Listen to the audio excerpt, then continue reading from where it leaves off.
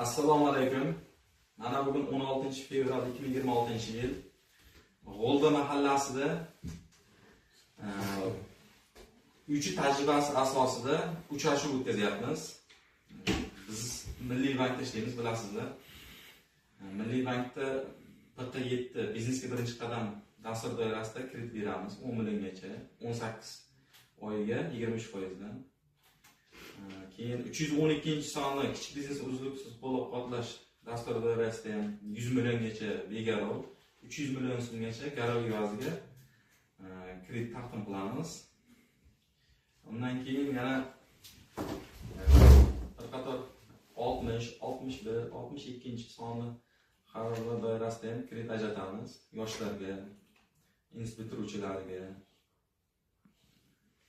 Keyin yana bir qator imkoniyat, ishonch nomli kreditlarimiz bor, yuridik shaxs tashkillangan holda. Sizlarga tadbirkorliklaringizni boshlashingiz uchun biron bir kreditlar kerak bo'lsa, bizlar kredit ajratib yordam beramiz. Biron kunda savol yoki kredit takliflar bormi olishga? Marhamat. Kimlar savollar bo'lsa? Kimlar bor?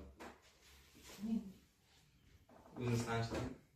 Men Haydarova Gavharman, G'o'lda mahallasidaman. Shu qishloq xo'jaligi uchun 10 million kredit beribdilar aslan. Bo'ldi, sizlarga kredit ajratish bo'yicha hozir yozib olamiz. Bankka borib scoring natijalaringizni olamiz. Sizga havola beramiz.